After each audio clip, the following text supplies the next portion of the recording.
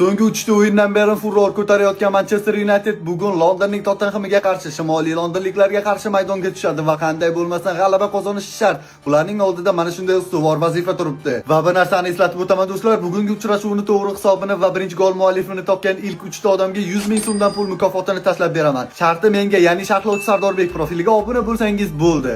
Bilasiz, Michael Carrick jamoani qabul qilib olgandan so'ng Manchester United tubdan 360 gradusga o'zgardi va bu yo'lda Manchester City, turnir jadvalidagi yetakchi Arsenal va o'tgan turda Fulhamni dahshatli iroda evaziga mag'lubiyatga uchratdi va endi ularning yo'lida Tottenham chiqmoqda. Tottenham aslini olganda juda ham yaxshi sport formada. Manchester Cityga qarshi o'tgan turda 2-0 hisobni 2-2 qildi. O'sha comeback ila Solankening golini juda ko'pchilik ko'rdi. O'sha chayon uslubida urdi va umuman kayfiyat zo'r jamoada Chempionlar Ligasida kuchli to'rtlikda yakunladi. O'sha guruh bosqichini aytmoqchi bo'lganim, bu Manchester Unitedga qarshi juda ham jiddiy raqib bo'lmoqda. Lekin bilasiz, Unitedga qarshi Cityni ham jiddiy dedik, Arsenalni ham jiddiy dedik, lekin ularni qay kuyga solganini birgalikda kuzatdik. Va Tottenham ham aynan mana shu kuyga tushib qolishi mumkin, yoki bo'lmasa buning mutlaqo aksi. Va bilasizmi, bu uchrashuv atrofida yana bir intriga bor, ya'ni o'sha Manchester Unitedning muxlisi Frank Aylett, ya'ni sochi o'sgan o'sha muxlis va agar 5 ta g'alaba qozonadigan bo'lsa United, ya'ni ketma-ket 5 ta, u sochini oldirish kerak. Hozircha 3 ta g'alaba bo'ldi va endi Tottenhamga qarshi bugun soat 17:30 da Manchester United maydonga tushadi. Agar yutadigan bo'lsa, yana bir qadam qoladi. Eslatib o'taman, ushbu uchrashuvni profilim biosida joylashgan Telegram kanalida soat 17:30 dan boshlab jonli efirda o'zbekcha shaxta va yuqori sifatda namoyish etamiz. Qo'shiling va uchrashuvni birga kuzatamiz do'stlar.